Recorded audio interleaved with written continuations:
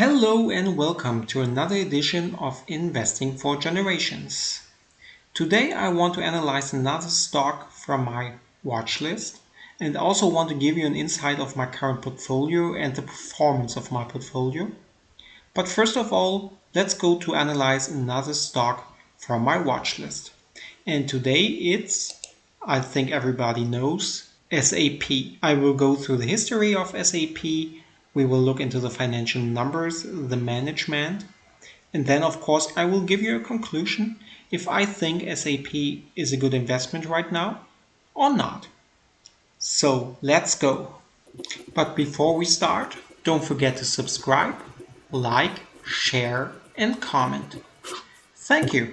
As maybe not so many people know, SAP is a German software corporation. I think the most people think it's a US company, but it's not. It was founded 1972 in Weinheim, Germany, from these very handsome men. And the most famous man, at least in Germany, of this bunch are the man in front, in the middle, and just behind, Dietmar Hopp and Hasso Plattner.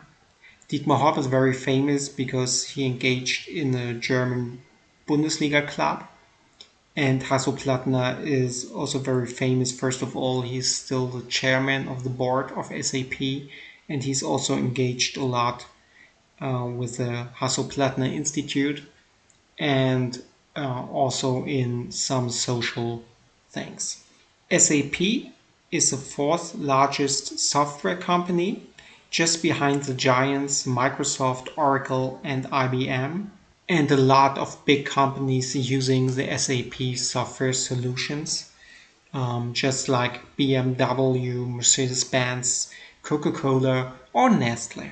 These software solutions are a really great business model because once they implement it in a company, it's very hard to change for another software solution. It's almost like if you implemented SAP once in your company, on the one side you want to stick with it because it's just good, but you also have to stick with it because if you want to change the software solutions, you have to change almost every work step in your company. And so it's almost a never-ending cash flow for SAP. Then just take a deeper look into the financial numbers. SAP pays a small dividend of a little bit over 1% right now, with a very low payout ratio of 30%. So SAP is not a typical dividend stock, but at least they pay a small dividend, and that's fine. In the last 5 years, the revenue of SAP grew around 6% per year, which is nice for a big company like SAP. Most of their revenue comes from cloud subscriptions and support and from the software support. These are the two main segments. And as I tried to explain before, this is just a cash machine, and this is almost never stop in growing. And also in the future, it seems like the growth will not stop. Per Yahoo Finance, in the next 5 years, SAP will grow over 9% per year. And because of that great business model, SAP have very high and stable margins. The operating margin is almost all the time over 20%, and the net margin is over 15%, which are really nice numbers. Also, when we look at the free cash flow, we just can see that SAP makes money all the time. Then take a look at the balance sheet. SAP have a very low debt equity ratio of 0.41 and a very nice growth of the shareholder equity over the years. This is just an amazing picture for every value investor. Then take a look at the very interesting management moves lately at SAP. The current CEO is Christian Klein. He's a German and he's with SAP since 1999. He's born in 1980, just like me, and also me, I joined my company at 1999. So we have something in common. I just think he made a little bit more money than me. He had different positions in the company, and since October 2019, he is the CEO of SAP. First, he was the co-CEO together with Jennifer Morgan, But Jennifer Morgan just left SAP under kind of strange circumstances in April of 2020, just after 6 months.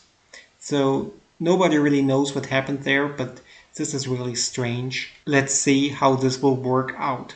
Then take a look at the current price. Currently, SAP is traded at $163. My calculated intrinsic value is around $150, and I own SAP in my European portfolio since SAP is a German company and I bought it for around $130. So I'm up a little bit. It looks like SAP is traded around his intrinsic value right now, and this is really a difference to all the other big software companies I showed you in the list of the biggest software companies in the world.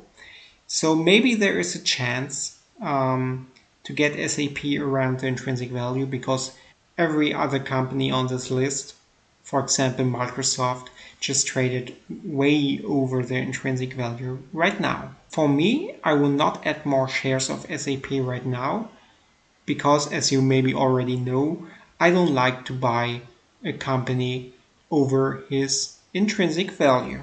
But after all, it looks like SAP will have a very bright future. What's my conclusion then? SAP is a great company with a very good market position and has a great business model, which is just like a cash machine. The only maybe little red flag is the unexperienced CEO and the noise around the management right now. But maybe that's really just noise for the moment and everything will be fine in the future. So this is a red flag for me, but just a small red flag right now. After all, I have to say SAP is really a great business and I'm very happy I got them for around $130. Then take a look in my portfolio.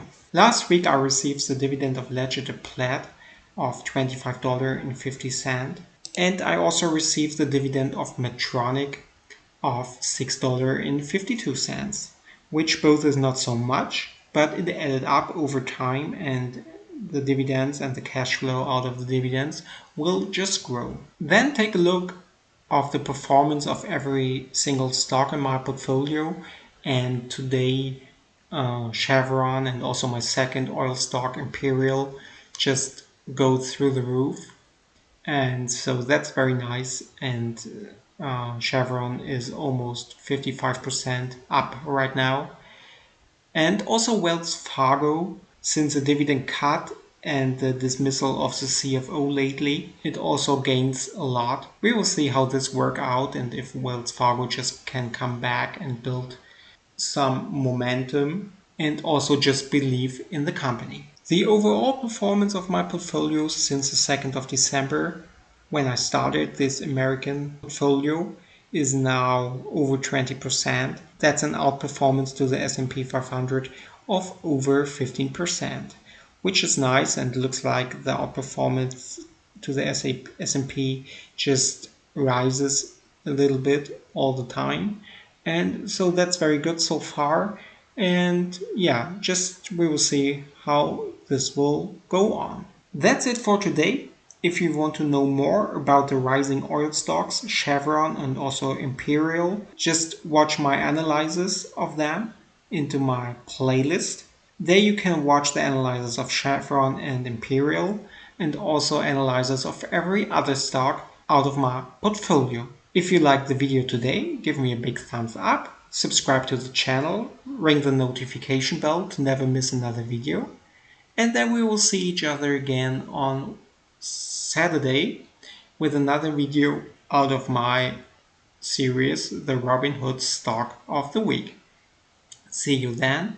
Take care. Bye bye.